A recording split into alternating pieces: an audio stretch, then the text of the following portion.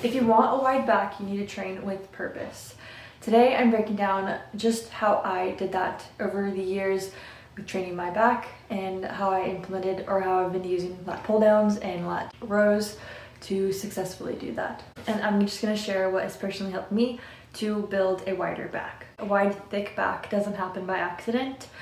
You have to be intentional on what exercises you use, and that's what I'm going to talk about today. I focus on pull downs heavily when I'm focusing on widening my back, and also implementing and not forgetting about rows because we want that thickness to go with that width. Let's break it down and I'll go through the exact workouts that I do that has helped me grow my back. First up, we have the single arm plate loaded row. This is one of my favorite movements to start with because it allows me to focus on one side at a time, driving that deep contraction in the lats.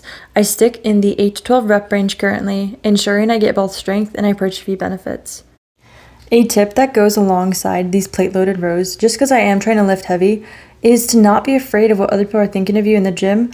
Just lift the heavy weight that you can lift, or lift what is heavy to you, and keep on going. You don't have to worry about anyone thinking you're doing it wrong. Look up form videos and try to do it right. And it's cool to be a girl and to be strong. So I encourage you in that way. Rows are essential for back thickness and width. If you are not incorporating them currently, you're just simply missing out on gains on widening that back and just making it more of a dense, thick back, which is beneficial for just back gains overall. Next, the neutral grip lat pull down, a favorite. The mind muscle connection I get with this grip is actually insane. I've noticed that a lot of my width has come from consistently doing this grip specifically, along with the standard wide grip pull down. If you struggle to feel your lats working, try this grip. It perfectly aligns your muscles to actually pull really well in your lats. I highly recommend using a neutral grip lat pull down of any sort. The ones that are about here or here are super great, and honestly the ones that come in like more of a narrow grip, any of those in neutral grips to where your palms are facing inward, are going to be very beneficial for really feeling it in that good spot in your back. Another neutral grip movement, seated cable rows. Again, this puts everything in the perfect position to engage the right muscles. I like incorporating a row alongside a pull down because together they create that full back development that I'm going for. Again, in here I'm doing 8 to 12 rep ranges, really just trying to hang out into that hypertrophy training. Again, we want to focus on, obviously those grips are awesome, but it's the engagement that we get while we're doing that lift that matters. So constantly be focusing on mind muscle connection and really squeezing and really engaging that lat as you pull down. And also, as you come up, don't just swing your weight back up. Use the strength in your lats to, stretch that back out. Intentionality is going to be your best friend. Mind muscle connection, best friend.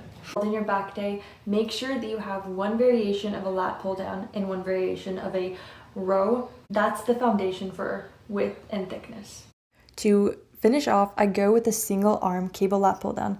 This is great for really isolating each side and squeezing the lats to exhaustion. You can use this as a warm-up, but I love ending my workout with it too, to fully fatigue the muscles. The only thing missing from this session specifically was a wide cable lat pushdown. If I had more time, this would have been in the mix. This exercise has been a staple in my back development, and I can confidently say it's helped to contribute to my lat growth. A big mistake that people make is stopping once they hit their heavy sets and just kind of giving up because it gets hard. I encourage you to, push past any little pain. Obviously, it's not like a injury pain, but pushing past that mentality of, oh, I can't lift anymore, I can't do anymore, when you really can. Because that's how we get progressive overload over time.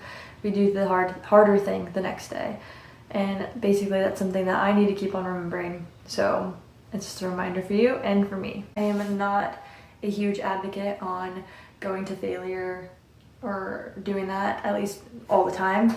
There's time and place, but I think it should be met with good, moderately good form, that you should keep safety in mind of yourself and others and be challenging yourself. And you can also progressively overload in other ways than just increasing your weight.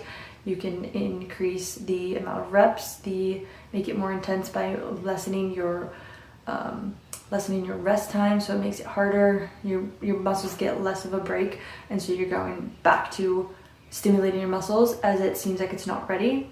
So it's progressively overloading in that way. And so constantly thinking about progressive overload is our friend. That's what we need to be doing over time. I need to be increasing my weight over time. I need to be increasing my reps over time and intensity. Last but not least, prioritizing a high protein diet that's nutrient rich and not afraid of natural occurring fats is how I've put on more density over time as well. So don't forget how important nutrition is for your back growth and development. It wasn't until then that I realized how important nutrition was. So to wrap it up, if you want to build with my focus is on lat pull downs especially, and I also incorporate rows because I want that thickness to go with that width. My top takeaways would have to be to find the grip that gives you the best connection and push your reps to exhaustion sometimes, meaning, like I said, the progressive overloads and different types. And then also just don't overcomplicate your workouts. You don't need to be doing the next new crazy thing. You can be repeating your exercises, your movements, and you'll be building and widening that back in no time. We need progressive overload over time, so you need to be doing similar movements throughout the course of your journey. So how can you ever know if you're increasing if you never do the same exercise, or if you never do the same movement? How can you know if you're increasing in weight or strength? If you found this helpful, go ahead and drop a like and comment down below what your favorite back exercise is and why. And I will catch you in the next video. Bye for now.